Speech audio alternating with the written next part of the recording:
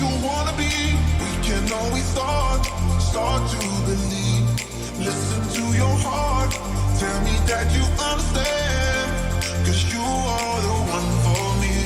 If you just believe, if you just believe, if you just believe, if you just believe, if you just believe, if you just believe,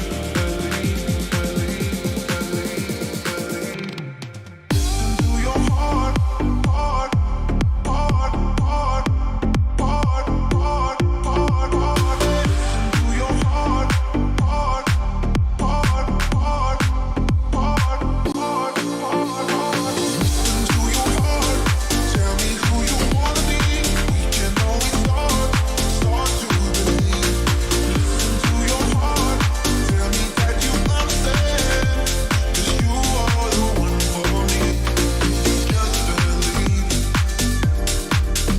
if you just believe, if you just believe, if you just believe. Listen to your heart, listen to your heart, listen to your heart, listen to your heart, listen to your heart, tell me who you wanna be. We can always start to believe. Listen to your heart, tell me that you understand. 'Cause you are the one for me.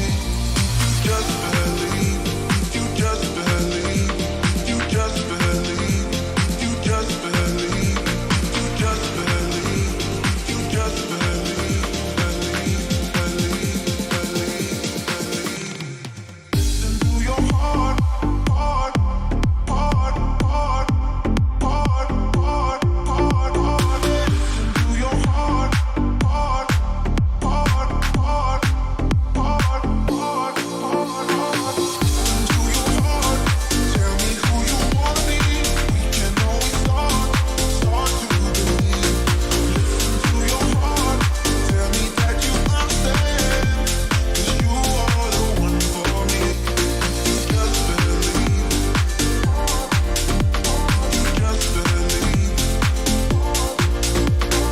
just believe, if you just believe.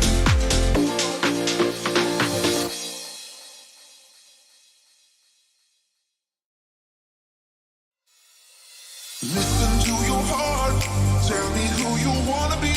We can always start to believe. Listen to your heart, tell me that you understand. 'Cause you are the one for me. If you just believe, if you just believe, if you just believe, if you just believe, if you just believe, if you just believe, Listen to your heart, heart, heart, heart, heart, heart, heart, heart. Listen to your heart, heart, heart, heart, heart, heart, heart, heart. Listen to your heart, tell me who you wanna be. We can always start to believe. Listen to your heart, tell me that you understand. 'Cause you are the one for me. If you just believe, if you just believe, if you just believe. Good evening, people. Good evening, people. I hope you are enjoying the pre-stream tunes. I think it's becoming a bit iconic. I think that listen to your heart again. It's becoming a little bit iconic. It's the 1894's anthem. But if you guys have any other suggestions as to what you might like to listen to, as long as it's copyright free, send it our way. Our socials are on screen and we'll play. Even if you guys make music or you know anyone who makes music, send it our way. But listen, Tyrone Douglas says Hugh got to do his hair. Listen. The hair is still here just about. I've got to make it look okay. I've got to make it look presentable, Tyrone. I had to look okay. Do you know what I mean? I can't be coming on looking bad for you guys. My community, the 1894 community, I want to look presentable for you lot. Especially for big streams like this. And why is this a big stream, you might ask? Why is this slightly bigger than any other ones? Or any of our daily streams? It's because we now know 3 of our Champions League knockout opponents, potentially. and they're all very winnable. We're going to talk tonight about the 3 clubs that we could possibly face in the Champions League last 16, bearing in mind, you can't face an English club, and who we would like to face, and we'll have this conversation ongoing throughout the week. So based on tonight's 3 teams that qualified, we'll talk about what we think about them, and then whoever qualifies tomorrow, we'll talk about them too, and we'll just have a laugh. Who do we think we could batter? Who could give us a tough game? Where do we want to go? As an away day goer in Europe myself, a newly christened away day European goer myself, I will be going to the last 16 knockout game away, as long as it's a decent place. I'd love to go to Milan. I'd love to go to Portugal. I'd love to go to one of those places. So we'll talk about all the logistics. How's it going to work? Who do we want to see? Where do we want to go? I think it's a good conversation to have. And then, of course, we will talk a bit about our game tomorrow. It's a dead rubber, really, isn't it? Sevilla at home. We've already topped the group. It's a good opportunity to play some of the young lads, give them some experience, and rest a few of the main heads, really, isn't it? So we'll talk a bit about that, what we'd like to see against Sevilla. As always, people, get the likes up nice and early. There's 21 in the building. We're on less than 10 likes, people. If you haven't smashed the like button, hit the like button. Come on, people, get them up. And of course, subscribe to the channel if you're new. We've just passed 4.2k, the big 4.2k. We're on the road to 5k now, people. 5k it's in our sight. We can start to see 5k just a little bit.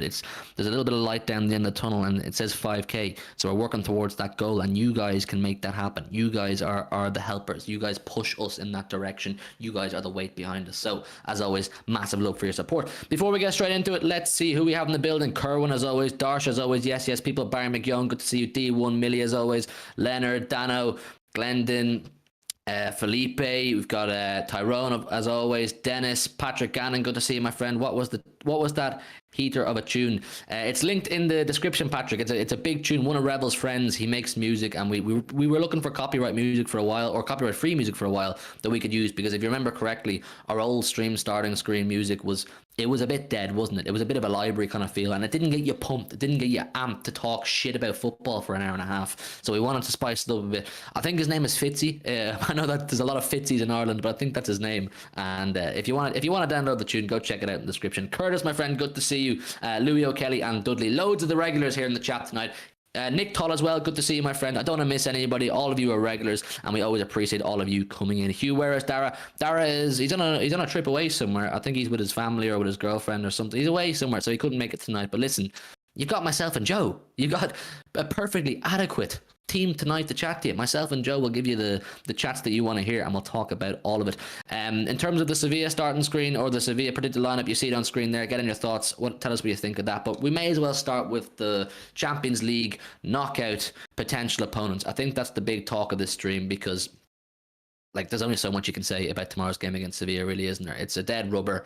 You play the young lads, but we'll get into it in more depth. But it's not really something you could speak about for a whole stream, unless you had a load of guests chipping in their thoughts. But for myself and Joe, we don't want to spend an hour and a half chatting about a game that means absolutely nothing. It's more exciting to talk about who we could potentially face in the next round. But anyway, Joe, how are you doing, my friend?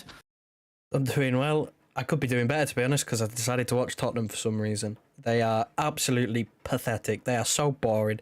It's unbelievable. But they did us the favour of topping their group, meaning that gives us another chance to draw someone else in the knockout stage.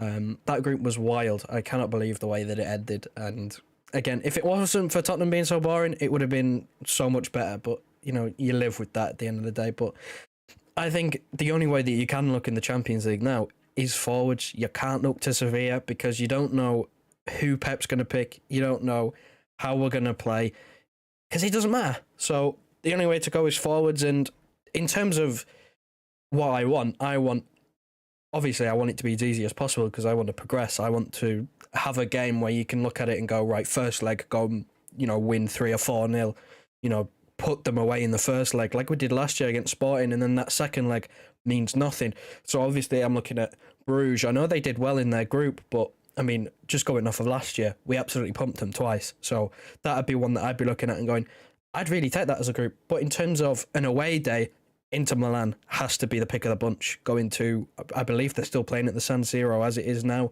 at the moment. I know that's are they knocking it down? Are they renovating it? I can't remember what they're doing to. They're knocking that shit down. They're getting rid of that stadium. That's why I want Milan. I want one of Inter or AC. We'll obviously know if AC Milan can qualify, or we can get them tomorrow night. But now that Inter Milan are a potential opponent, as a bucket list thing, I told you before I went to Dortmund, Dortmund is on my bucket list. That was essentially a dead rubber game 2 away to Dortmund, but I went to Germany because I wanted to experience the yellow wall. I want to go to Milan because I want to experience the San Siro, but obviously the game will mean something too. Yeah, I think the pick of the bunch has to be that Milan. Obviously, Inter are through. They're in second, so that's sorted. We can get them. AC Milan, I don't think they can finish first. I believe Chelsea have sorted that up on head-to-head, but I think they still can drop if results go against them. So that's obviously one to look out for.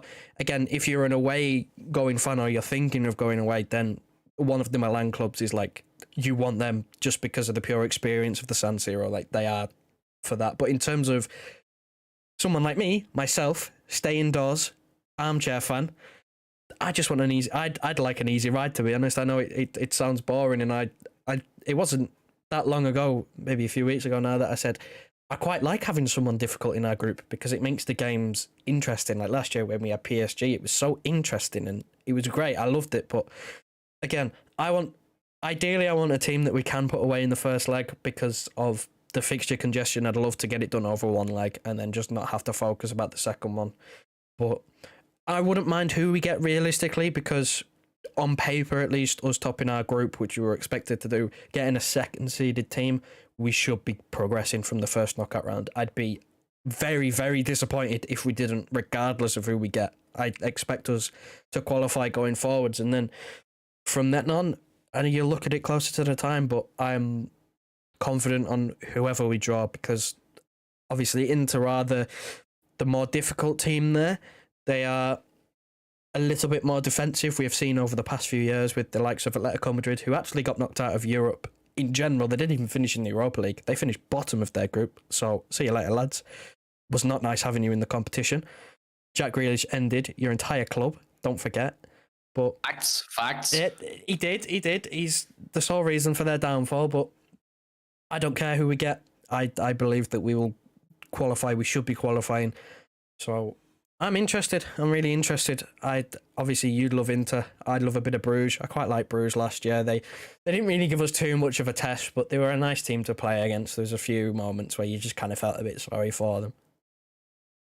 So, like, I'm the same as you. I'm kind of on the fence in the sense that in terms of just progressing through the competition and getting yourself to the latter stages of the competition as easily as possible. I mean, like, you look at Liverpool's road to the final last year, it was pretty straightforward. I mean, they didn't really have any massive tests, or there was no teams they faced where you'd say Liverpool, could lose this game. They were destined to beat everybody they faced until they got to the final. On one side, I'm like that. I want to get Bruges. I want to get whoever's easiest in the next round and just get to Istanbul and face whatever beast is in front of us then. But then, since I went to Germany last week, I have a new appreciation for traveling to European away games. It was my first European away game, and I was just like, I want to experience, traveling away with City. I go to loads of the home games. I have a season ticket in the South Stand. But I thought it was time I went and experienced Europe. I now have an appreciation for these games because it gives you an opportunity to go to a new city, a new stadium, experience a new culture, and that's what I did in Germany. So the other side of the fence that I'm on is I want that. I want somewhere really cool to go, and I think Milan, or I'd love to go to see Benfica Stadium. I'd love to experience, Benfica's fans and go to Portugal. Would be great for a piss up and all that kind of thing. So that's where I stand. I think I'd be happy either way. If we got, say, a Bruges, I wouldn't go to Bruges. I won't go there for the away trip. I don't think that really appeals to me enough. But I'd be happy in the sense that, we're going to beat Bruges. Let's call a spade a spade. I don't want to be too arrogant about it, but if we draw Bruges, we're beating Bruges, if you ask me. On paper, we should absolutely slaughter them. But then again, if we draw Inter Milan, I'll go, you know what, that's a tough game. Inter Milan's a tough game. I've looked at their team. It's a pretty good team. We're going to break it down a little bit further. Joe gave his kind of overall synopsis there, but we're going to talk a little bit in depth about maybe Inter Milan because they're probably the best team we could face. But for me, I'd love to get them so I could go to Milan. I could see the San Siro, get to see Edin Dzeko in his current habitat, in his latest home. It'd be great to see him. So there's two ways to look at the European things. If you're someone like Joe who just doesn't go to the games, that's perfectly fine, and you're sitting on the first side of the fence I'm talking about, where you just want to keep progressing, keep getting to the next stage.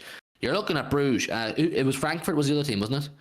Yes, Frankfurt finished second because they beat Sporting. Our good friends Frankfurt, who managed to beat Rangers in the Europa League, if you cast your minds back. You know what with Frankfurt? They're a tricky bag, man. Frankfurt are a tricky bag. First of all, Nick Toll with the ZAR 699. You see Haaland appearing on screen, people. Whenever someone sends a super chat, Haaland will appear on screen. And there's no message, Nick Toll. I don't know if you meant to send a message. If you did, just send it now and I'll read it out. But Anyway, thank you very much for the ZAR 699. That's how it works, people. Super chat, Haaland will appear. He'll point at you and say thank you very much. Nital says 5-0 Sevilla. I'm keen. Okay, is that the super chat you meant? But what I was saying was, anyway, Frankfurt are a tricky bag because, you know, Europa League champions. They've qualified now. They've done a pretty good job in a pretty tough group, if you ask me. You know, what do they have? Spurs, Marseille, and Sporting Lisbon. That's not an easy group. They're all tricky teams in their own right, even though, you know, we made light work of Sporting Lisbon last year. Spurs seem to have our number. They always beat us. And Marseille, going to Marseille is a tricky place to go. It just is. You see their atmosphere. And I'd say the same for Frankfurt. The Frankfurt atmosphere and their ultras and their fans are absolutely insane. So the thing is, no matter how good you are, you can be as good at football and be as good on paper as you like. But when you go to somewhere with a raucous atmosphere and the fans are right on top of you, they're booing you every time you're on the ball. They're trying to blow the ball into your net to get themselves the lead. It's tricky. I mean, we've seen it over the years. The one that sticks out in mind to me the most is it's Celtic Park. Whenever a giant goes to Celtic Park, Parkhead, the atmosphere blows up and it puts the opposition under pressure. Celtic beat Barcelona not so long ago, you know, prime Barcelona as well. So these are the things you have to take into account when you're talking about these teams that on paper you should beat. You have to look at the extras that come with that team. Yes, we should beat them on paper. Yes, we should beat Frankfurt on paper. But what comes with Frankfurt when you go to Germany, if you're going to play Frankfurt, you want the first game in the Etihad, if you ask me. You want the very first game in the Etihad, so you can hopefully put 3 or 4 or 5 past them without being too arrogant here as always. That's what I'd be hoping for, so that when you go to Germany and you do face that raucous atmosphere, you don't have a massive uphill battle. You know, it's not you versus the whole of fucking Frankfurt on your back, and it's a really tough job. So Frankfurt, I'd look at as a mixed bag. You know, it's a tricky one. If, like I said, I'd want them in the Etihad first. In terms of Bruges, I would want to progress anyway. No disrespect to Bruges, I would want Bruges, but let's see what people are saying anyway. Stacey says good morning. Stacey, I don't know what time it is where you are. Like you said, I assume it's early in the morning. For us, it's 10 to 11 at night. So opposite parts of the world, I'd imagine. No, geez, he's not here because he's scared of losing his hair. I assume you're talking about Rebel there. D1 says Mo from Never a Foul. He isn't an Inter fan, and he said he wants anyone other than Manchester City. I'm well aware that Mo is an Inter fan, and if we draw Inter Milan, I'll be sure to ask Mo to come on to the 1894, and we'll do a bit of a preview. We'll have a chat about the game. He seems to know his stuff about the Serie A side of things in European football. Being an Inter fan, you would imagine so anyway. So I'm sure we'd have a good chat. I spoke to Mo recently as well, and he seems keen to come on and have a chat on this channel too. So if that happens, we'll make Mo our Inter Milan guy. Nick Todd, big up for the super chat. Benfica has drawn to PSG twice. Could have be interesting if we get them. That's the thing about Benfica too. I know we don't find out about Benfica till tomorrow, do we? I think their group ends tomorrow as well, and we only really know about Frankfurt, Inter, and Bruges at the minute. But Benfica, like I said, if they're to get second place, they're tough, man. They're tough, and they'll be out to get us too. You know, we've got a lot of their former players. They've given us a lot of talent. We're very appreciative of that. We're very appreciative of Benfica Football Club for producing such great talent and getting them into our ranks. But they'll want to beat us. They'll want to beat us. You best believe, people. Anybody who draws the big dogs, Manchester City, will want to beat us. They'll want to make a statement. They'll want to knock us out. And they'll know, no matter who draws us, they'll all say, yes, on paper, we don't want Manchester City. But they will say, Manchester City in Champions League knockout football are 50-50. Yeah, they could either be absolutely electric and blow us off the park, or they could turn up and be afraid and useless and lacking character. Because I know it might sound very cynical and a bit harsh on the team here, but look at the losses over the years, people. Look at Monaco, Lyon, Liverpool, Spurs, for God's sake. Who else have we knocked out to? We lost the final. Madrid, all, you know, spineless performances, spineless losses, no character. That's why we got knocked out. We have been the best team on paper in Europe for the guts of 5-6 years. That's just it. We just have been. But why have we not won big ears? Because we've had absolutely no character. We've bottled it at the most important moment, or when shit got really serious. We've no problem blowing teams away in the group stages and looking world-class City, and everyone goes, yeah, they're going to win it this year. That's what happens, people, every year in the group stages. City are going to win it. City are going to win it. City are going to win it. But us City fans, we know that when shit gets serious in the knockout rounds, there's every possibility we make a balls of it. Pep might decide he wants to play Sergio Gomez ahead of Erling Haaland at number 9. And we're all going, what the fuck is going on here? You know what I mean, people? If you watch these games over the years, I don't know how long all of you are supporting City, but for those of you who are, you'll know the games I'm talking about, where Pep makes rash decisions, and it costs us, and the players showed absolutely no character. I mean, that Real Madrid game, for those of you who are subscribed to the channel at that point when we got knocked out, you'll know exactly what myself and Joe said back then, we were absolutely livid with that performance. The live watch along was iconic. I think it's our watch along with the most views we've ever had. We might bring back the watch alongs, like I said, if you guys want to see them. But on that watch along, we were fucking livid. We were absolutely livid because Real Madrid, we should have put to bed 4 and 5 times over. We should have battered them in the Etihad, and we should have battered them in the Bernabeu too. And we were battering them at stages, but we didn't capitalise. And then when shit hits the fan and Real Madrid creep up on us and take the lead, we wilt and we fall over and we show no character. So this is my issue with the knockout stages, people. This is my issue. I don't know, Joe, any thoughts on anything I said there? I mean, we do it every year, don't we? We get labelled as favourites and we fuck about and we eventually find out. We find out that you can't afford to make mistakes at this level.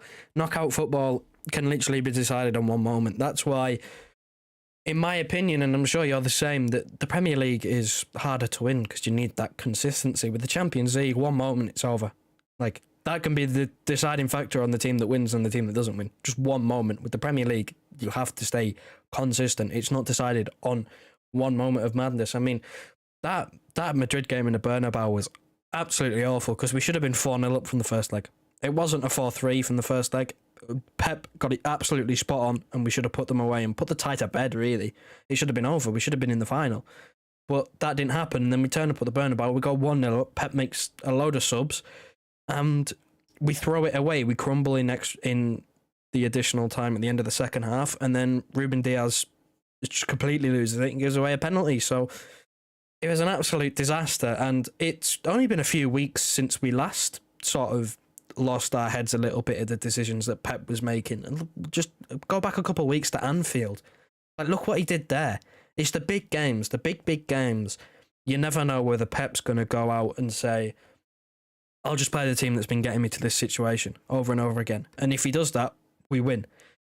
But you don't know whether that small chance of what he did at Anfield, what he ends up doing sometimes in the Champions League, where he just throws something. He throws a curveball, puts De Bruyne on the right wing, ends up going with a 5.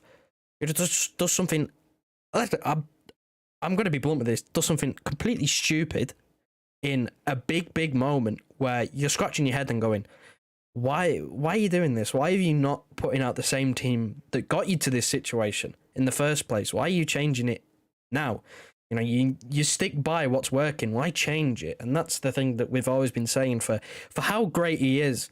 And he's probably I don't think there's a probably about it anymore. He's the best manager we've ever had. He always has that one diminishing factor of he fucks about sometimes and he does stuff that he probably shouldn't be doing. And again, if this is the life of a manager. If it works, he looks like an absolute genius, but it doesn't work. That's the thing. It constantly doesn't work, or it doesn't work enough to warrant him keeping doing it. That's the sort of thing that, you know, that we get annoyed about. But I suppose not everybody's perfect, and he sees things in training or sees things that his scouts are telling him about the games, and he decides to do these things. But at the end of the day, it's just frustrating, but you get on with it because you're just going to have to. You have no say in the matter. But it is just really annoying that it seems to be the one thing that has stopped us from actually winning this competition is the team. It's the teams that he's put out. Every single time that we've gone out of the competition, I think obviously Spurs, the team was fine. Liverpool, the team was fine. But I'm looking at Leon, he's gone with a back 5 because he was scared of facing Bayern Munich in the next round. And it cost us. We lost to Leon. I'm looking at, again, Real Madrid just completely all over the place. That wasn't his fault. That was more so the players, because he actually played an all right team, if you remember correctly. It's just the players fall apart. Mentally, they completely fell apart. But then you go to Anfield this year. I'm almost glad that he's done it already, because that might put him off from doing it again. That's my one thing that I'm sort of sticking by, that hopefully he's got his fix of doing something crazy and he's not going to try something, or at least not going to try something as mental as he did then. There's only 25 likes on the stream and there's about 40 people in the building. Make sure you've hit the like button if you haven't done so already, people. It helps the stream get out to more people. So smash the like button if you haven't done so already. Curtis says, that's a mad team City have lost to in the knockout stages. I question the arrogance now. There is no arrogance, Curtis. There really is no arrogance from our perspective, really, when it comes to Champions League. When it comes to Premier League, yes, there is a level of chest we have. There is a level of arrogance because we know we can do it in the Premier League. We've done it so many times now over the years that we can be a little bit arrogant and say we expect to push and win the Premier League. That's the expectation. When you have a team as good as ours, a team as successful as ours, the expectation, it just is to win the Premier League, and it isn't for anybody else right now. So we should be that team to do that. But in the Champions League, you won't see me and you won't see Joe and you won't see Rebel saying, we have to win the Champions League, or we should win the Champions League, or we will win the Champions League. My stance, you'll see now, as we do the previews throughout the knockout stages, should we keep progressing, my stance will continue to be, and will always be, we are better than our opposition on paper. On paper, we should be beating them, and some of them quite comfortably. But in this competition, where we have fallen at so many different hurdles so many times, there's no guarantees, and we understand that. We have made a fool of ourselves in this competition too many times for us to sit here in Pep's, 7th season and go, yeah, we should win the Champions League. There's no evidence to suggest that we should win the Champions League. Other than the fact that on paper, we're probably the best team in Europe, there's nothing to back up the fact that we should win it. And that might sound silly. I understand that, when you say you're the best on paper, you should win the Champions League. Knockout football is different, people. The best team on paper doesn't always win. We've seen that. Look at Chelsea's team when they beat us in the final that year.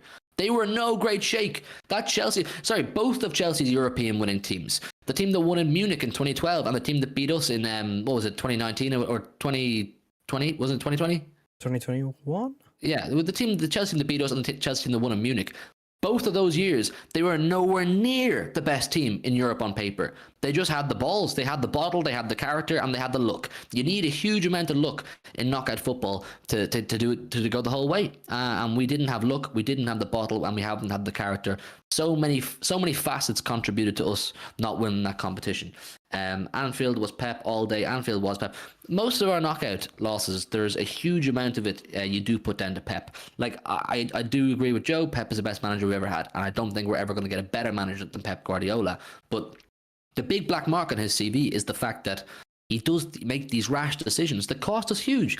I saw someone in the chat, I don't know who it was, say that the Real Madrid game last season wasn't on Pep. I'd put a bit of it down to Pep, I would, because some of the in-game decisions Pep made during that Bernabeu game were a bit mind-blowing. At a time when the game wasn't won, we still needed, we weren't looking comfortable, we were looking shaky. He pulls off Kevin De Bruyne. What's he doing? So then it gets to extra time. No. I disagree with that one. I think he was well within his right to take him off. He looked absolutely knackered. I don't think in a game like that, I don't care how knackered De Bruyne looks, you don't take him off. You don't take him off because you've got those set pieces. You've got those one-off moments De Bruyne has in his locker. No matter how bad he looks, he can do something spectacular. There was nobody on the pitch at that point where I was saying, oh, we can look to that guy. He's going to pull something out of the bag. I don't care how bad De Bruyne looks. He's still always got something in the bag, and that blew my mind. He didn't have it in the bag. He didn't have it in the bag against Leicester. He didn't have the bag against Leicester, and he still scored the free kick. No, he looked finished. Like it had been that Madrid game. I can remember it so clearly because I'm genuinely still shocked that it happened in that way. But like, I'm sorry, he had to come off. He looked absolutely done. Like he couldn't run. He wasn't pressing. He looked done. He had to come off that game, and we actually scored after he went off. So I think he was right to take him off, but. Even though I think the one that I was really, really, really puzzled at was when he brought Fernandinho on at the end of the game to try and see it out, and we didn't see him out. Right back. No, that was the first leg. Remember when he brought him on the second leg when we were 1-0 up? If Fernandinho on next to Rodri to try and see out the game, and Madrid take it to extra time, I was so annoyed that he didn't go, well, that hasn't worked right, Fernandinho. You're coming back off. We're going to bring on an attacker.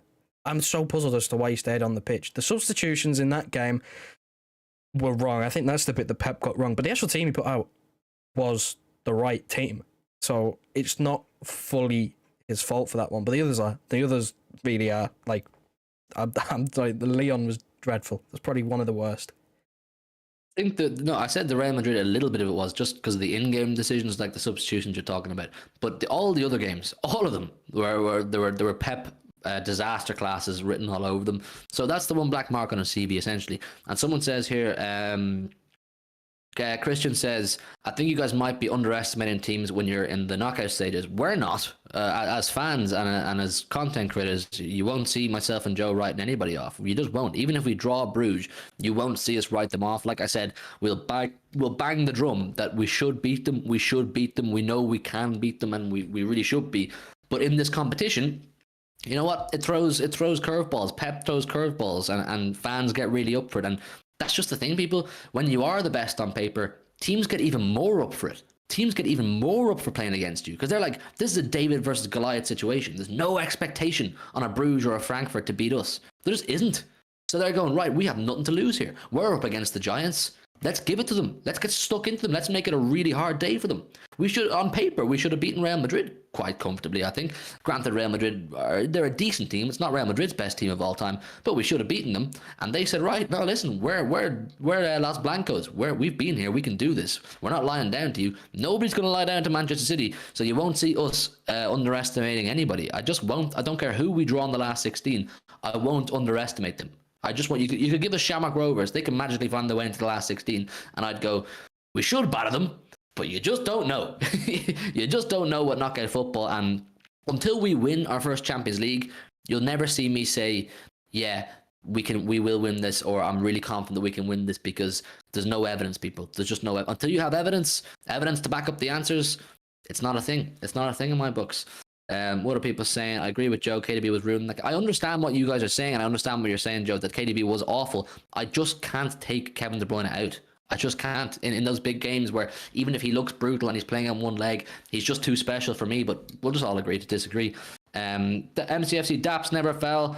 Daps, Cass, and Supers locked in from Never Fell studio. Oh, good to see the boys, the Never Fell boys. Good to see you all. Hope you're all doing well. I was just saying there that if we do draw Inter Milan, I'd love to get Mo on and chat to him about the Serie A side of things and talk about what Inter Milan are saying. And I was just saying that I'd love to go. I don't know, Daps, if you're thinking about the knockout stages and European ways, I'd say Inter Milan would be an absolute sick one to see the Serie A just before it gets knocked down. So shout out to the Never Fell boys. There's 50 people in the building right now. Make sure you've liked this stream, get the likes up, subscribe to the channel if you're new on the road to 5k, and go and show love to the Never Foul boys. I'm on there sometimes. They get me on and they give me a chance to speak my mind. So big up Never Foul.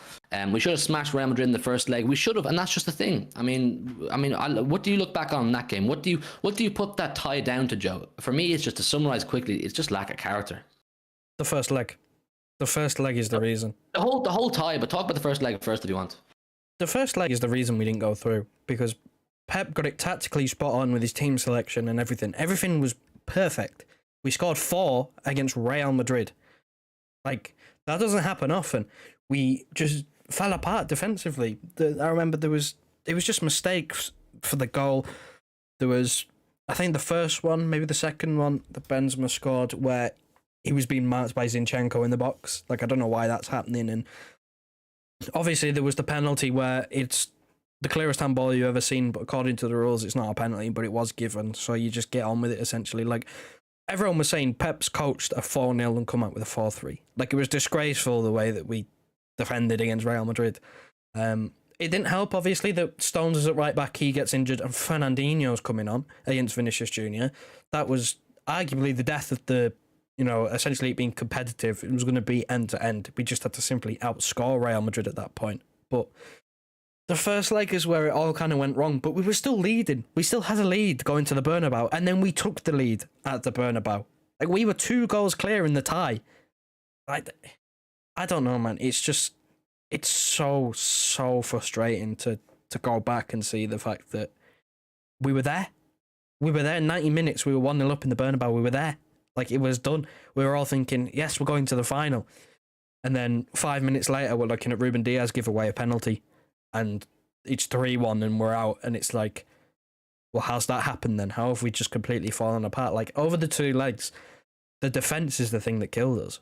We just couldn't hack it defensively. And it's not like we gave up loads of chances. It's not like it was an absolute onslaught.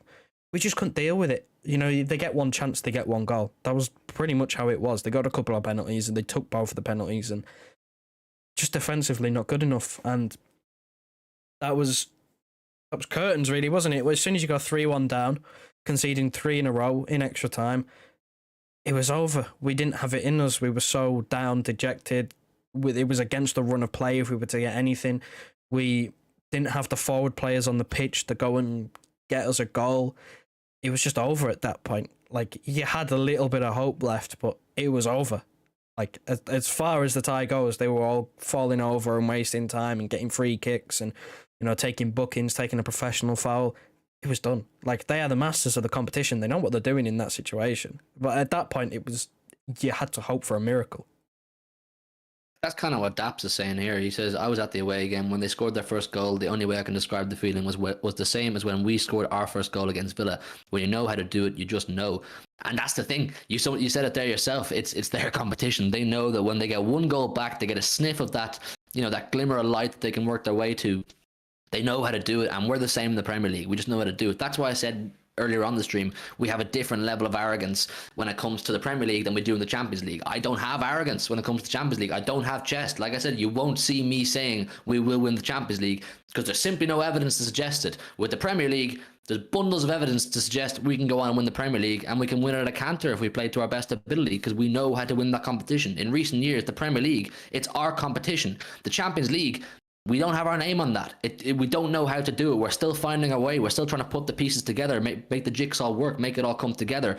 It's just a thing that we have to get used to. And until we win the big ears, it's going to be a work in progress. But like I said, whenever we do get knocked out of the Champions League, people are always banging on about, can Pep do it?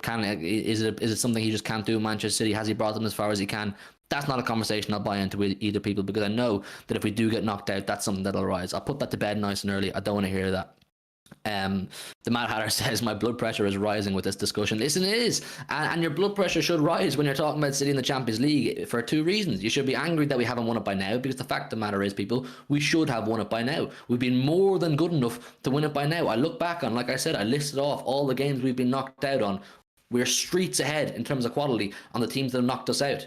But why have they knocked us out? Because we haven't shown the bottle. We haven't shown the minerals to persevere in this competition and go on and fucking win it. The Champions League final was an absolute shambles from both the team and Pep Guardiola. I won't go in depth on that one again. I can only speak on that one for so long. I've erased it from my memory as much as I possibly can. But if you know kind of thing.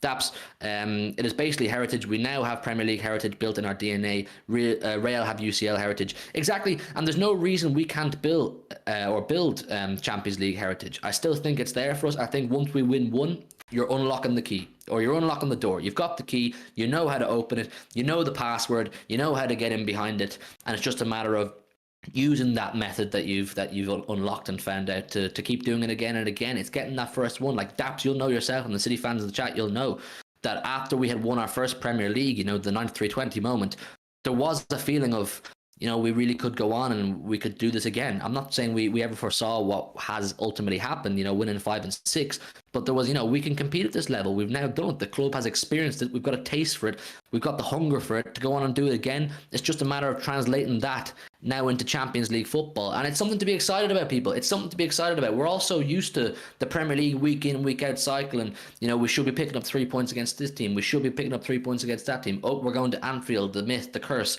Can we do it? That's the big stumbling block every single year. Tottenham likewise. But we know how to win it. We should be excited at these challenges that come our way in the Champions League. We should be excited to see how our team is going to fare up again in the knockout stages. Who is going to be the challenge for us next? Is it Bruges? Is it Frankfurt? Is it Inter Milan? Now, on Inter Milan, I said Frankfurt a few minutes ago, for those of you who've been with us since the start, are a mixed bag because of, European or Europa League winners. They've got the raucous fan base. For those of you who've seen Frankfurt play live and you've seen the videos on social media of their fans going to the game, they're crazy bastards. They're crazy bastards. They make life a nightmare for you when you go to their game. I spoke about Bruges, how I think we should beat them. But once again, I will reiterate, Champions League football, you never know. Inter Milan are a team that will be saying, we can beat Manchester City. We can beat Manchester City. I was just looking at their team there a second ago. Granted, they lost 2-0 to Bayern tonight. I believe that was a dead rubber too. I believe both of those clubs had already qualified. They probably didn't particularly care. But I'm looking at Inter's team, a team I wasn't too familiar with before I had a look there, because I'll be real, people, I don't watch Serie A. I only ever watch Inter Milan when they're in the big Champions League games, and it's of interest to me. But, players like Lautaro Martinez, Dzeko came off the bench. Both players that can punish. Wouldn't it be just a typical narrative, a typical fairy tale for Dzeko or someone to write up and him come to the Etihad and score the last nail in the coffin goal against us and knock us out? You've got Barella, good midfielder, and you got Mkhitaryan. I believe he scored a cracker of a goal recently for Inter Milan. I mean, they have players that can punish. They're a team that you wouldn't be going to their ground anyway. You wouldn't be going to Inter Milan and saying, this is gonna be a walkover. This is gonna be easy. I mean, I don't know. Have you watched much of Inter Milan, Joe? I think they'd be the one that we'd fear the most anyway in the last 16, out of what we've seen so far. Them or AC Milan, for me, are the two that it causes the most issue. Unless the weird situation that happens where Real Madrid somehow manage to end up finishing second, because that is still a possibility, and that is terrifying. But I've watched more AC Milan than I have Inter Milan. I don't really watch Inter Milan that much, to be honest. I've watched them a couple of times. They've won every time I've watched them, but it's only been in Serie A against teams that I'm not really familiar with, if I'm going to be completely honest. I don't pay much attention to Serie A. I think it's a slightly boring league. It's a lot slower paced than the Premier League and the Bundesliga, and I'm just not totally an enjoyer of the Serie A, but I haven't really given it much of a chance, to be honest. Mainly because, you know, when I've wanted to, it's been Juventus, and they're awful now, so it's a bit more up in the air, so maybe I should give it a watch. But we've obviously been linked over the years countless amounts of times to Lautaro Martinez. We still seen Dzeko's name. I don't know why, but we still do. And Barella's been linked. I don't know whether Barella's been directly linked with us for at least recently anyway. He's linked to Liverpool, I believe, sometimes, just because they were desperate need of him. Spurs are pushing for Barella as well. Yeah, Bastoni's been a name that's flown around a couple of times, and it's a team that they're the hardest team on paper that we fully can draw, because we don't know what's going to go on Real Madrid and we don't know what's going to go on with AC Milan. So right now they are the toughest, and probably will be the toughest. I think it's a toss-up between them and AC Milan. I've seen AC Milan and they're also a very good team. But in terms of Inter, they're just a team that are more defensively solid. They play a 5. They've played a 5 since forever, since I've known Inter Milan, really.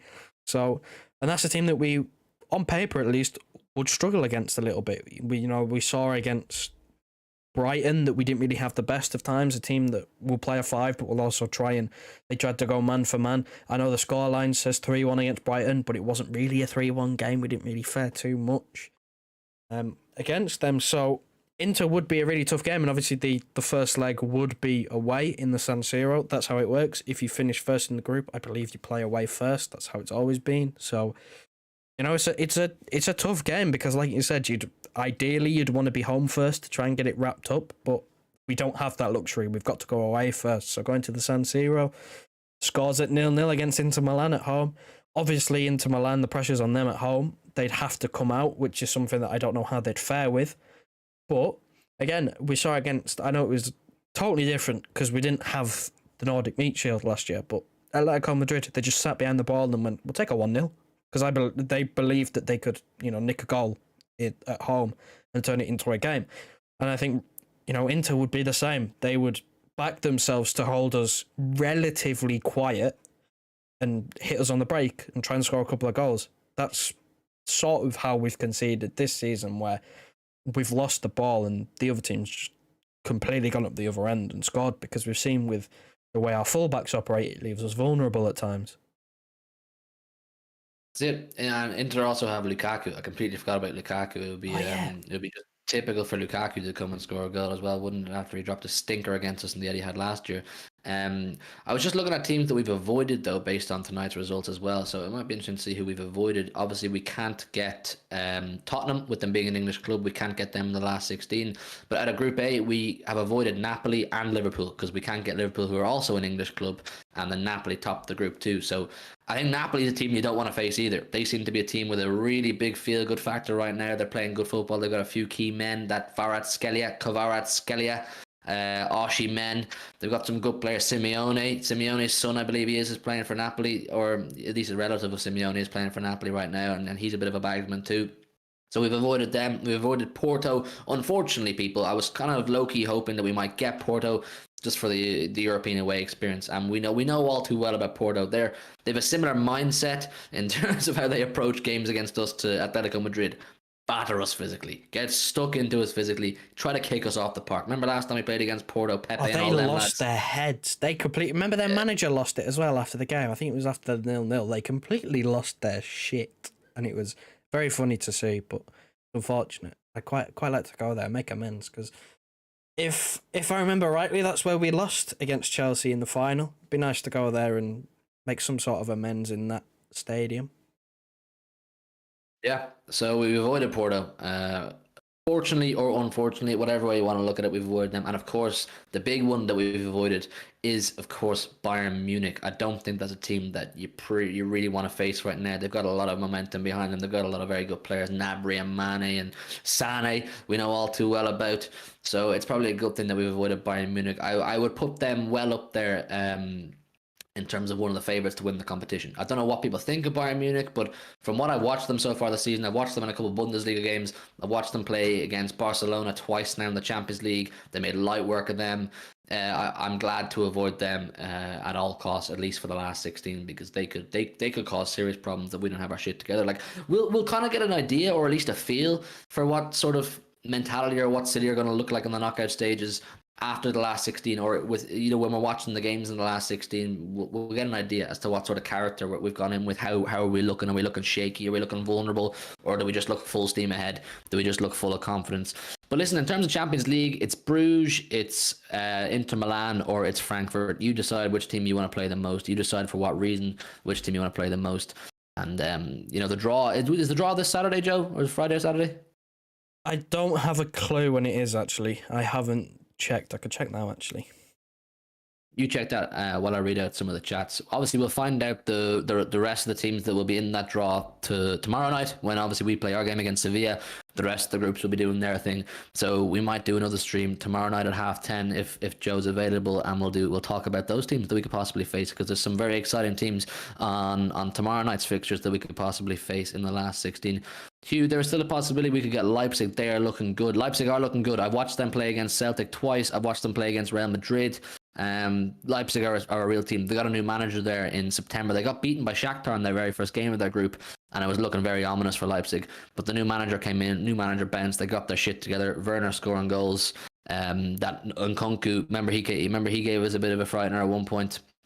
So you know what, you don't really want to play Leipzig, but you know what, you can't avoid these very good teams the whole way through the competition. You just can't. You're going to have to face them at some point, and you decide, people. It's up to you as individuals as to whether you want to keep getting the easy draw, hopefully ticking along with a bit of luck, or do you want to face a big dog. I mean, credit to Real Madrid last year. Real Madrid had a fucking hard draw all the way through that competition last year. They deserved to win that competition last year, beating us, PSG, Chelsea and Liverpool. It does not get much harder than that. So big credit to Real Madrid for that. I don't like Real Madrid as a club, but you know what? You have to give them credit where it's due. They had a really tough run. And then you look at Liverpool, their finalists, polar opposite. A ridiculously easy draw. Villarreal, I think they might have had Porto as well in their run. So you know what? It's up to whatever you guys want. You make your own mind up. For me, I like, let's say the ideal route to the final. I'm not going to name clubs because there's too many to choose from.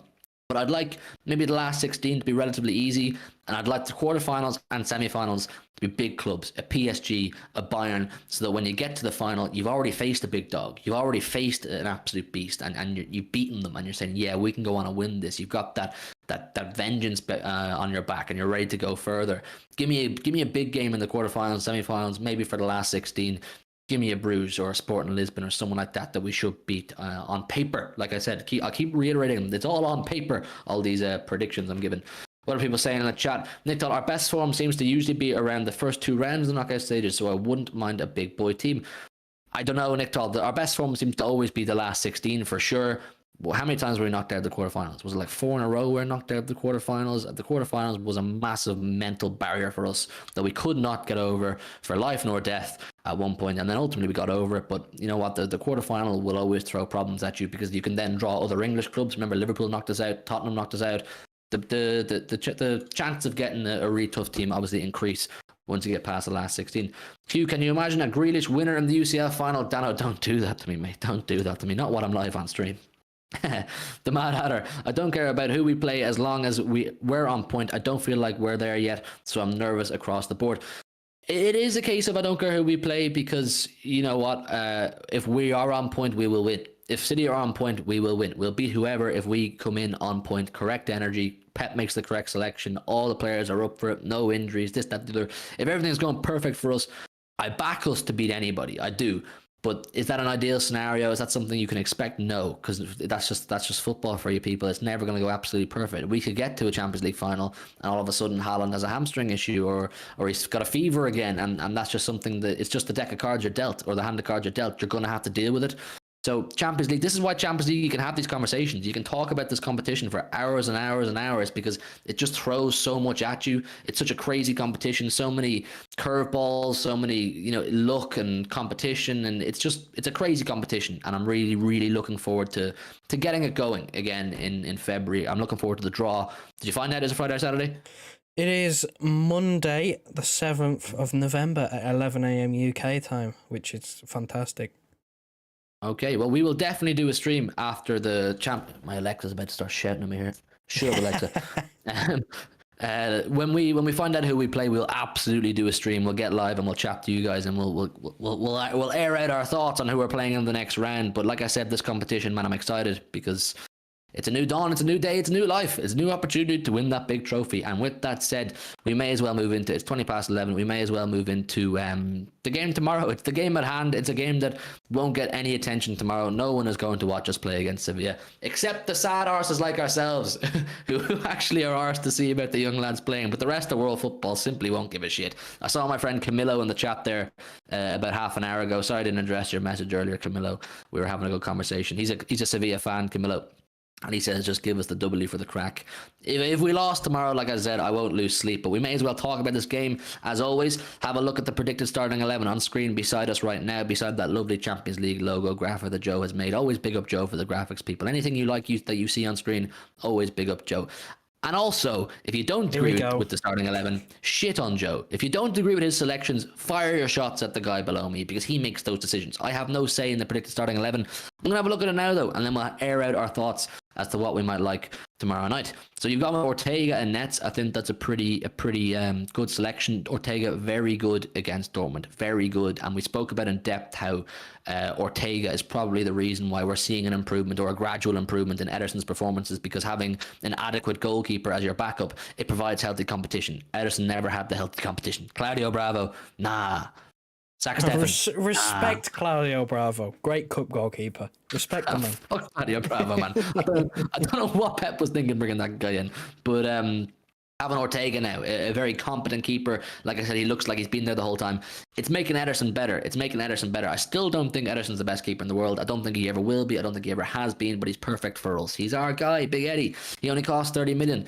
At left back, you've got Sergio Gomez. You think Gomez is going to get back into the team after his... is he not suspended? Right, here's the thing about Gomez, right? That I am 90% sure that he is not suspended anymore because his red card was a last man tackle. It was a professional foul. So my understanding of the rules is that when it is a professional foul and it's a straight red, it's one game, which he served because he wasn't in there against Dortmund. That is my knowledge, and I didn't see anything when he got the red card to say they upgraded it to 2 or 3 games.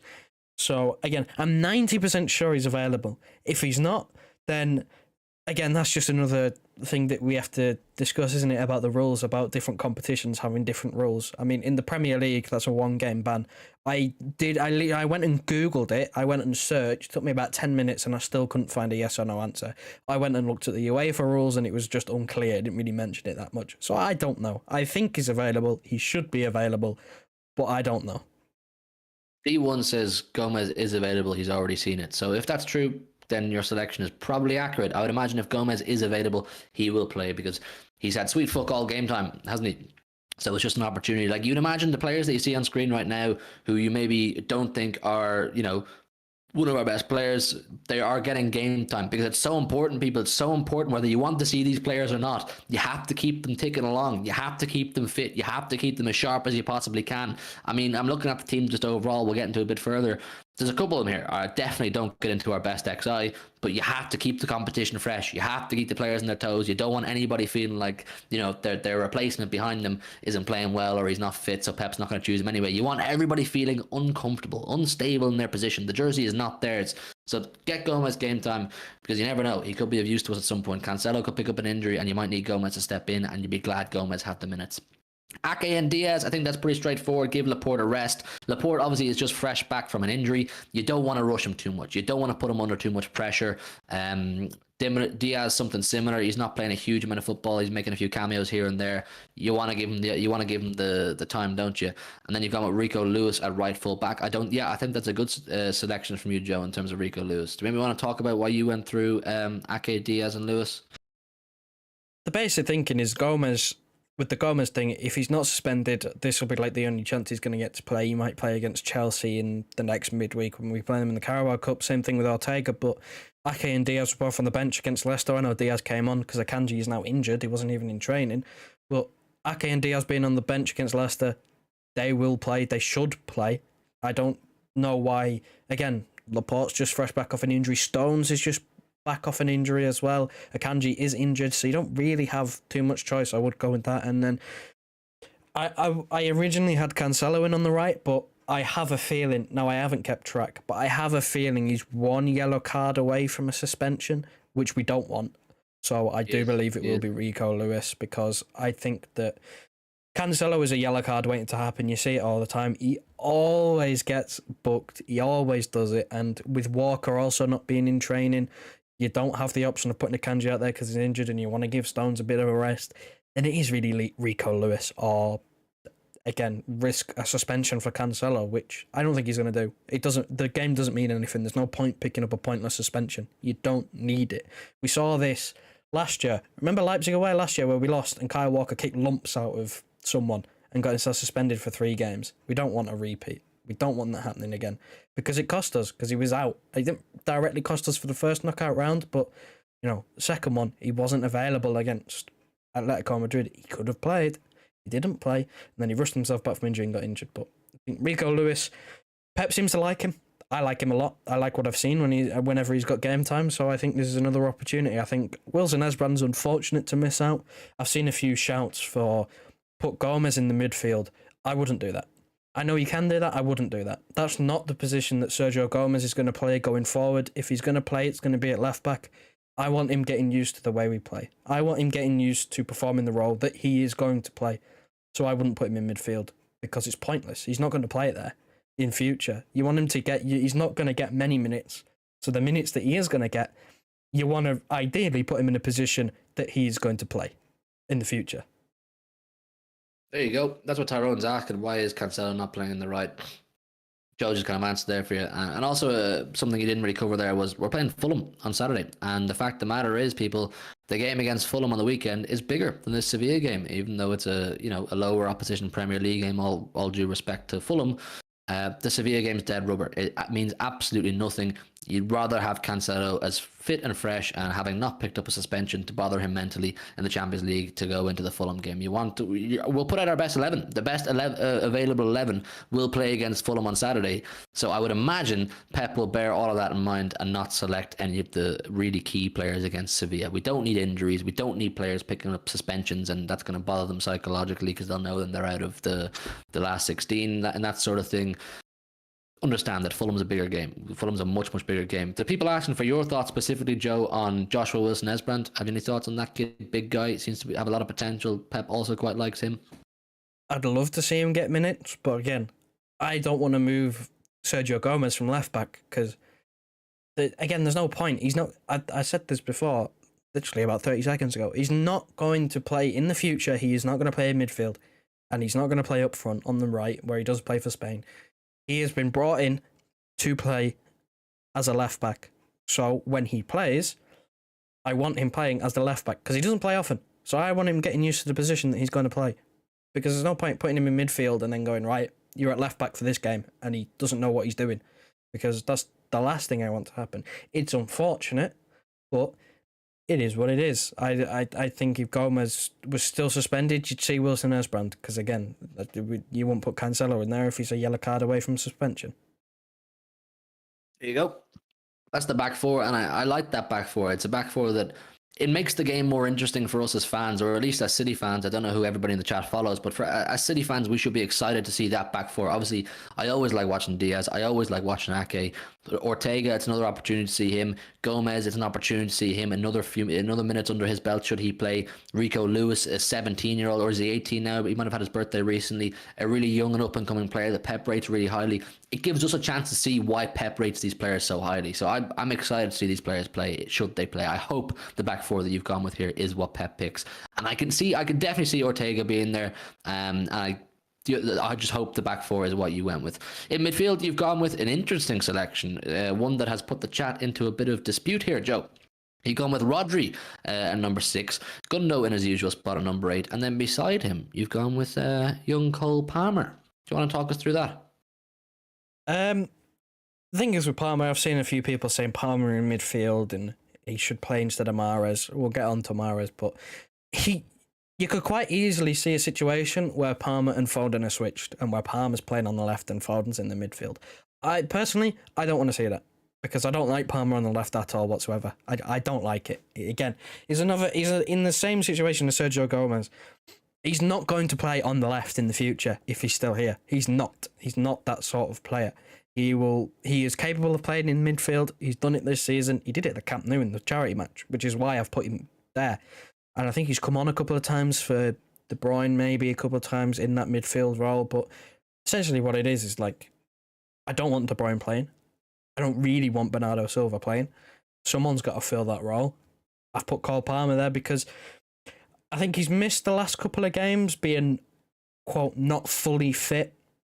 Pep said he was available, so I think he will play. Whether he'll start or not, I don't know. I'd like to see it because, again, he's a player that I've been calling to start and get Mahrez's minutes on that right-hand side. So I want to see more of him because whenever he plays, he does something. Like, he looks really, really good. He's willing to at least try things, which is the thing that we said against Dortmund when we played the 4-4-2 and we didn't have De Bruyne. No one was willing to try something. Cole Palmer, he's far from the level of Kevin De Bruyne, but at least he is willing to try things, which is something that, it'd be welcome in this team, someone willing to try things. I don't know what role he'll play, if he'll start. I believe he will get minutes, though, because this is another game, like Rico Lewis, you're not going to see a whole lot of him. So this is like the opportunity to see an extended period in the team, maybe 75 minutes or something. I don't really see him bringing on the big boys because there's no point. Even if we are losing, there's no point. I'd like to see a few more like a Wilson Esbrand on the bench. A few more players. I think Dan's a big one who's saying Carlos Borges should be playing. I think he'll be on the bench. Will we see him come on? Quite possibly. I'd like to see that situation. I wouldn't start him because, again, this is a game where I'm actively calling for Mahrez to start just so there's less chance of him starting at the weekend. Well, there you go. And I think in terms of Cambo's asking, I'd love to see Oscar Bob and Carlos Borges. I know for a fact that Carlos Borges has been called up to the squad for tomorrow's game. Whether he'll get minutes or not, I don't know. I'd love to see Carlos Borges get minutes. Whenever I watch them play in the Youth League this season, in the UEFA Youth League, Carlos Borges, he's a level or two above everybody else. He's absolutely electric, and he does have that potential to possibly get himself into City's first team at some point in the next couple of years. He's a real talent. He's aggressive. He's a goal scorer, and you could see him potentially get minutes, especially with what looks like to be demise or periodic so far demise of Riyad Mahrez.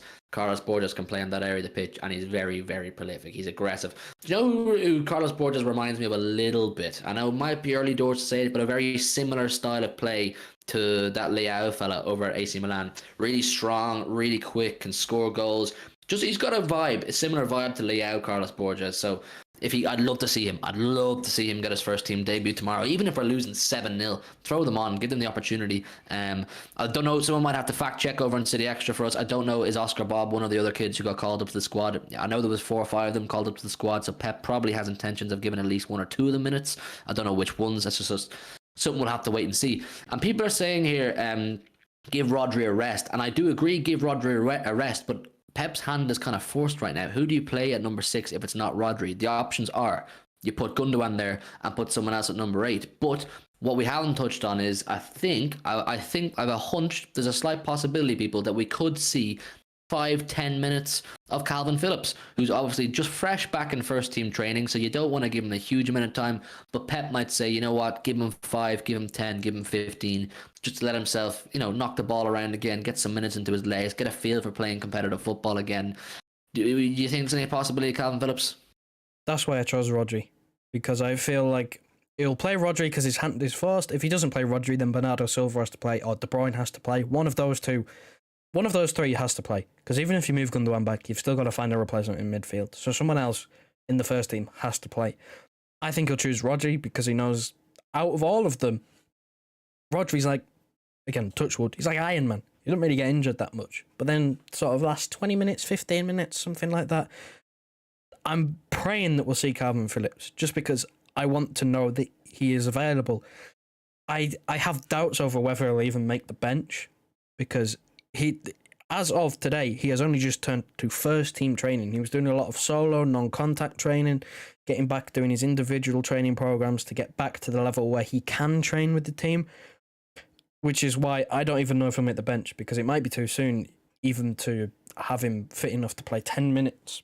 Because again, it's an injury that kept reoccurring with contact. His shoulder kept on popping out, which if he's playing in a real game and his shoulder pops out again, then that just resets the whole thing. So you don't want to take any risks.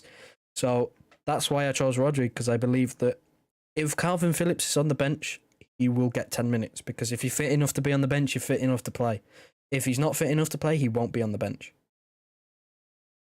I agree, but I'm the same as you. I hope he is on the bench. I hope he's fit to get some minutes, because he's a player I'm really excited about. He's like a late birthday present or a late Christmas present. You know what I mean? He's a new signing that we never really got to see, because he's been absolutely riddled with injuries since the moment he walked through the door. And listen, that was a worry with Calvin Phillips, because we knew when we signed him that he had a bad injury record for at least 12 months leading up to his transfer to City. So we kind of bought him on the basis that we knew he had a transfer history. But I like Calvin Phillips, people. I really like Calvin Phillips. We haven't seen him do it yet for City, obviously, but whenever I saw him play for Leeds, he was always quality. He always looked like their star player, essentially, or one of their star players, a cut above their level.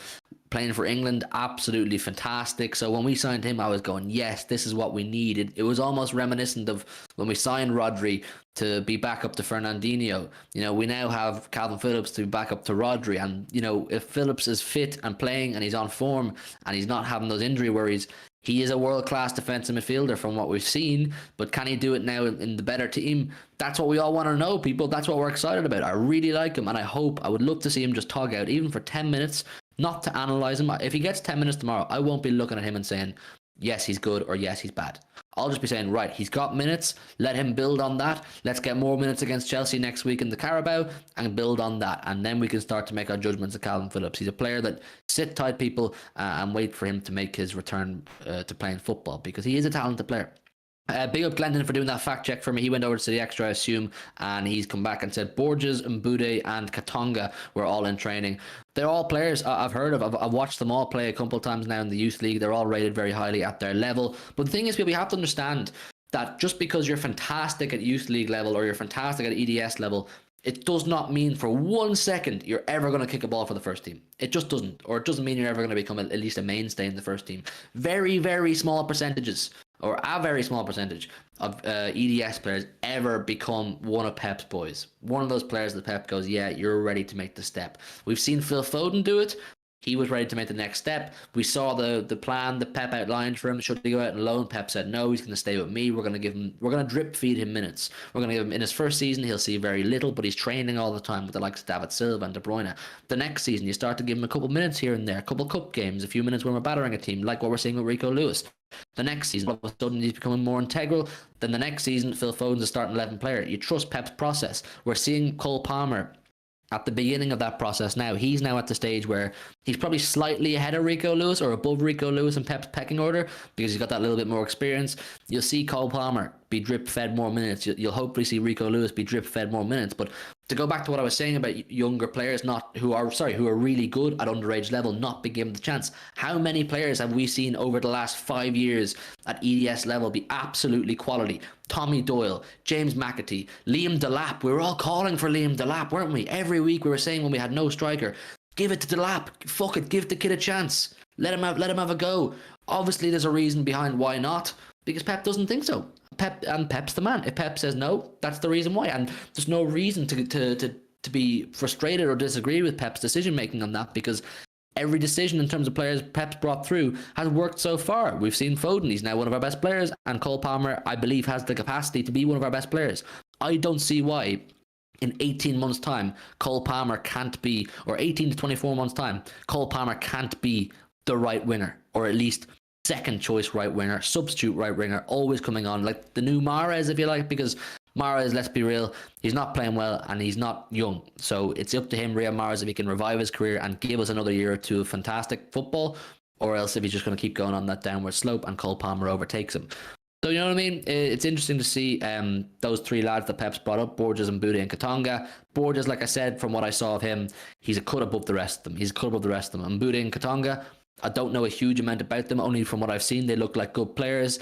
You need to see them with your own eyes to make your own judgment. Pep makes his own judgment. We'll just have to wait and see, don't we? Wilson Esbrand for Diaz.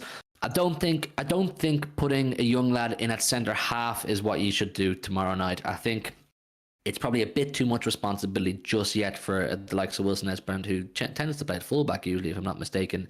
I wouldn't do that just yet for him. I can't see Calvin Phillips playing for us until after the World Cup. I can D1. I can definitely see, or I can possibly see Calvin getting a couple minutes tomorrow, not a massive period, a couple, and I can definitely see Calvin Phillips appearing for us against Chelsea next week in the Carabao Cup. I think that's something that he has been working towards since that draw was made, since we found out that was the next game in the Carabao Cup. I would imagine Pep and the staff and Calvin sat down and said, we're going to work towards that game, because from the documentaries about football that you see, people, you know, the All or Nothing documentaries, the Together documentaries, all those, when a player gets injured, they always identify a game that they work towards, that they want to get back in the team for. I think we saw it with Ben White, or was it Rob Holding in the Arsenal one? We saw it with City players who were injured in our All or Nothing. They always identify a game. I think that's his game. I have a feeling. Barry, Rodri needs a rest. Need him for Fulham game. That's the thing. We just spoke about that. Pep's hand is kind of forced with Rodri. I think Rodri will start, is the unfortunate likelihood. I think Rodri's going to play tomorrow, and he'll play against Fulham, and he'll play against Chelsea. I don't think Calvin will start against Chelsea anyway. Sartak, I hope I'm pronouncing it right, says, or play Gundo and Rodri as no no double pivot, please. We've gone past that stage, unfortunately. That is long. Oh, I say unfortunately, fucking fortunately, we've gone past that stage. But we don't do that anymore. Yeah, we don't do that anymore. We don't do the double pivot. Delap is a great example. That's it. Delap's the key example. You know, when we think as fans that this kid deserves the opportunity, or should skip a load of levels in the pecking order to get into the first team, or being a regular in the first team, we're often wrong. We're often wrong, because Pep has the big brains. He has the big bald head. We don't. Remember Brandon Barker? Yeah, I believe he's playing for that team that played against United, Pneumonia, or whatever they're called. He plays for them now. D1, where Hugh, when they asked Pep, will Phillips and Walker be available for World Cup, his response was they should be. They will be. They will be. I mean, I don't know. Calvin Phillips will be available for the World Cup, but will Southgate pick him? That's a different question. He'll be available. I don't know will Southgate pick him. Walker will be in Qatar. Julian Alvarez will be much better next season. That's it. Give him time. Would you guys not want to see Rodri Phillips double pivot? No, I don't. Oh my good Christ! No. Please, no. As far away as possible. No double pivots is the answer. Double pivot completely destroys Pep's whole philosophy of football. The way we like to play does not include a double pivot. That's the bottom line, people. So that's your answer for midfield. Joe's talked about why he chose those three as midfield. I can understand Joe's reasoning, although I don't think he'll go with Cole Palmer midfield, Pep, even though I would like to see it. I don't think he will. Unfortunately, I think we will see De Bruyne or Bernardo, one or the other. I just have a bad feeling one of them is going to play, even though I really don't want that. Moving into the front three, another interesting selection. Not in terms of, you know, their ability or why wouldn't they play kind of thing. It's just, you know, with no Haaland, we've been given confirmation Erling Haaland is not available for selection against Sevilla. He did not train with the first team today. Once again, the hand is forced. Who is the backup striker? Who do we bring in to be the backup striker to Erling Haaland? Spider-Man, Julian Alvarez. He has to play down the middle. Now, Alvarez, poor against Dortmund, poor against Leicester. We spoke in depth about why he was poor in both those games. And we understand, we've done the whole business of him coming off the back of a long season in Argentina, new country, new culture, new language, new team. Give him time, he's young, he's raw. don't put the same expectation on Alvarez as the one we've had on Haaland, or don't take what Haaland has done so far for us and be like, why isn't Alvarez doing the same? It's not realistic. Haaland is doing stupid shit. What Haaland has done so far this season is not football. It's not a realistic expectation of a new signing.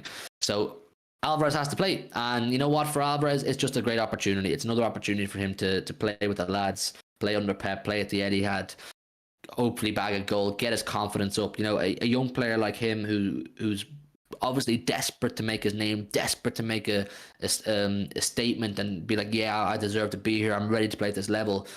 You want him to build his confidence up. You know what I mean? When he's not played well in the last 2 games, his confidence could potentially be low. So this is just a great game for him. He got no service against Leicester. Hopefully, whoever plays around him tomorrow, I think Alvarez will play. I think he's possibly the most guaranteed name on the team sheet tomorrow is Julian Alvarez, and Ortega probably as well. Hopefully he's given service and he can get himself a goal. On the wings, Phil Foden, I think, is a pretty justified one too, who hasn't played a huge amount of football recently, Phil Foden. I know there's a lot of rumours as to why Phil Foden is not being given the football that he deserves because, you know, Phil Foden started the season in fantastic fashion, and he has been fantastic whenever he's played for us this season. His goal output phenomenal, but I'm just saying, I've heard rumours, I don't know how true they are, that Phil Foden has potentially already turned his attention to the World Cup. I'm not suggesting that's true, I'm not suggesting that's false. I mean, we were saying it against Leicester, weren't we? Why wasn't Foden starting? And there's another game too as well. We were saying why wasn't Foden starting? Was it the Dortmund game? Yeah, he did start that one. And then Mahrez on the right hand side is a big one that people are controversially, or people are feeling a bit uneasy about, because Mahrez has not been good. He's been piss poor, hasn't he? He missed that penalty against Dortmund. We saw Pep's reaction. We saw Pep's quotes after the game. He's had a rough season so far, Riyad Mahrez. But the fact of the matter is, people, Mahrez is Riyad Mahrez. He needs minutes. I said it before about competition. You need your backups to be fit and fresh. You need to keep him ticking along. All you got to hope for is that Mahrez is going to click and he's going to get himself a few goals. I mean, Joe, this front three, they're all on the team. I agree with your front three, actually, first of all, but they're all probably in there for very different reasons. Mahrez is in there for the hope and the optimism that he's going to be nowhere near the team on Saturday. That is my only reason for sticking him in. Because if this game meant anything, even if it was we needed a point to qualify still, we needed a point to qualify top from this game, oh my God, he won't be anywhere near. Absolutely nowhere near. I'm sorry, he is so poor at the moment, and I'm sick of giving him chances because it's not working. He's not getting any better. It's not even like he's still playing well, but every chance he gets, you know, it's slowly getting better and better and better. Like, it's not, he's just stagnating. Or he'll have one good game and then he'll have one absolutely awful game and it'll be back to square one. Like, I don't see why people are like, no, don't put Mahrez in there, put Palmer in there and do something else. Put Mahrez in this game, please. Pep, I'm begging. Please, I'm on my knees. Play him tomorrow so that he plays this and you don't have to play him for a little bit longer. Like, I want him playing 90 minutes in this dead rubber so that he is not starting on the weekend. That is what I want, because everyone's saying you got to give him a chance. Well, this is his chance then. The game means nothing. There is no pressure on him whatsoever. If he doesn't have a good game when there is nothing riding on the game, then I don't know what people turn around and say to defend him anymore. Because this is the game where you go, well, if Mahrez is lacking in confidence, then this is the game. This is the game where he can try things. Because if he loses the ball 20 times, it doesn't matter. If he misses a couple of sitters, it doesn't matter. You know, it doesn't matter. He needs to take it. You know, he needs to take the shackles off. He needs to be free and play like Mahrez from a couple of seasons ago, which is one thing that I'm looking for. Maybe this will spark something. So I would actually want to see Mahrez play, because if there's a game where I'm looking at for him to gain confidence, it's this one. And again, I want him as far away from that team on Saturday as possible, because we spoke about this, was it Sunday, the other day when we did the stream on Sunday, that game against Fulham is massive because we get 3 points, we go back top of the league, we put the pressure on Arsenal to win at Stamford Bridge on the Sunday. We put the pressure on from early. So it's a crucial game on Saturday, even though it's Fulham, no disrespect, it's Fulham. Big game. I don't want Mahrez in a big game anymore. So I want him playing tomorrow, just so I don't see him on Saturday. And as for Alvarez, he was on the press conference. The man's going to play. Who else is going to play? No one. We don't have anyone. I'm looking for more from him because I have, if I'm to be brutally honest, I have been very disappointed with Julian Alvarez over the last couple of games. Guaranteed, the last couple he played against Dortmund, it wasn't great, but no one was great. Against Copenhagen, we were down to 10 men, and against Leicester, they had 10 men in the box. So, little service, little to really do around him. So I understand, but I'm still disappointed. We saw perfect example against Bournemouth at the start of the season. Haaland didn't really play too well. He didn't really have a chance, but he still had gravity. He still made space for others. That's something that Alvarez doesn't have, that gravity, because he's not the caliber of player. He's not going to drag 3 players out of position every single time like a Haaland. However, I still expect a little bit more. He still hasn't done exactly what I was hoping for so far. Couple against Forest, great. Got one in the Community Shield against Liverpool, again, great. But I'm still looking for more. I think he got one the first game against Copenhagen at home, but I'm still looking for more. Again, pressure's off, nothing riding on this game. Sevilla, we know how Spanish teams operate. They like to try and play football, so he should fare a little bit better. I am looking for him to turn up and give at least a decent performance, because at the end of the day, this is what we've got. This is the backup. This is, if Haaland is injured, this is what we have. Like, this is it. We don't have another option. Unless we go back to a false 9, he is the guy. Pep has said, if Haaland's injured, it's Alvarez. So I want to see more. I want to be able to have confidence if Haaland isn't available or isn't fit enough to play a full game on Saturday. I want the confidence to go, well, Alvarez can do a job. I don't currently have that confidence, because if a team just defends in a low block, he's been pretty much useless, if I'm going to be honest. The Mad Hatter says the problem with Joe's logic is if Mahrez plays well tomorrow night, he'll start against Fulham. Well, if he plays well, he plays well. Fair enough. And then we'll get to the weekend, he'll be starting. We're going, oh, well, he played well the last time. He'll put in a 4 out of 10 and be up to half time. So, you win some, you lose some. You either try and play him into form, risk him playing well and then him playing shit the next time, or you just don't play him and play him into form in a meaningful game. What do you do? What do you want? Do you want him playing now, or do you want him starting against Sevilla and risking him starting against Fulham because he has a good game, or do you want him not starting against Sevilla and the chance that he just starts against Fulham anyways? What do you want? Damned if you do, you're damned if you don't. Do you know what I mean? I don't really know what the solution is there. It's for the chat to decide, really. Beyond Belief says Alvarez suffered in the away game in Copenhagen with Gomez getting the early red. He did, of course, absolutely. Have confidence. We won the league without a striker last season. We're not shitting on Alvarez for 1 second, Beyond Belief. Like, we have full... Alvarez has our full backing. We're just basically speaking of what we've seen so far, and we understand that we understand the adversities that he's had. We just want to see improvement. We want to see him grow, and we're just egging him on to hit that potential and be as good as we know we can be. Well, he has our full support. We fully back Alvarez. We're just saying that this is a great game for Alvarez. Joe just said that we know the way Spanish teams play. Sevilla played the way Sevilla played against us in Spain, very attacking. They came at us. It didn't work for them. They got hammered. So if they come out and play the same way, you would think Alvarez will get much more opportunity, much more space, and it's a great opportunity for Alvarez to build confidence. So, and you said he's done the press conference, so he will play. Big game for Alvarez. Like, it's a big game for Mahrez, for Alvarez, for Lewis, for Ortega. Like, for players who need to make performances and make statements for different reasons. It's big games for them. Is Akanji out for long? I actually have no idea. Is there any update on Akanji? Big man Akanji, the best Premier League centre half. Yeah, Vidic, Ferdinand, and Akanji. A godly trio. There's confirmation that he's injured because he wasn't in training. I don't even think Pep was asked the question, which is odd, because normally when someone's injured, he's normally asked and he says, we'll see, a week, 10 days, something like that. But big possibility that he's out until the World Cup. Big possibility. It was a hamstring injury. He was holding his hamstring when he came off. He didn't look comfortable. If it's a muscle injury and it's a couple of weeks, he should be all right for the World Cup, but we might not see him again. I don't know how long he's out for.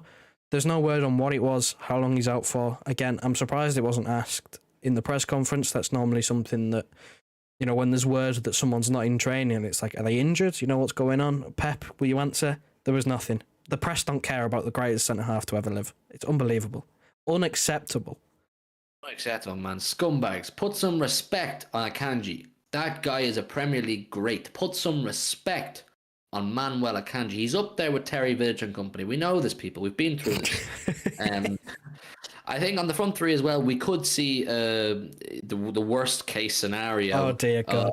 of a Grealish Mahrez winger partnership, because I think it's a toss up between Foden and Grealish to play. I think Pep will go with my front three, my beloved front three against Fulham of Grealish, Haaland, Foden, because Haaland is likely to be available for Fulham, and I think that's the best front three we could go with for that game. Like I said, strongest starting 11 against Fulham, and that is it in terms of front three. We won't see Foden and Grealish tomorrow. I think this game it's designed for Mahrez to come and have a banger. He needs to have a banger. Does Riyad Mahrez? Listen, it's 12 o'clock here in the UK and Ireland. As always, we'd like to wrap it up around now. I hope you all have enjoyed the stream. It's been an absolute pleasure chatting to all of you. Before we wrap up, we will do our score predictions, so make sure you all get in your score predictions. Make sure you've liked the stream if you haven't done so already. As always, it massively helps the community grow. And of course, subscribe to the channel if you're not doing so already. What are you doing? If you're not subscribed, what are you doing? Hit the big red button. Anyways, get your score predictions in. I'll read some of them out. As always, tell us who you think will score a goal. It's going to be interesting now with no Erling Haaland available. Who are we looking at to score the goals? We were saying it against Leicester when there was no Haaland on the team sheet. Who do we look at to score the goals? Who is going to be our Kevin De Bruyne tomorrow night to step up and be a big game player? Even though it's not actually a big game, but who's going to score the goals, people? Who's going to score for us tomorrow night? Joe, kick us off. I'm going to go for a 2-0. I was going to go 1-0, but then I realised it is Sevilla. I know they've got a new manager, but it is Sevilla. They've got nothing to play for, neither do we. So I'm going to say 2-0, and I think Alvarez is going to bag. I believe that he's going to finally get a goal, because he needs one. He really needs one.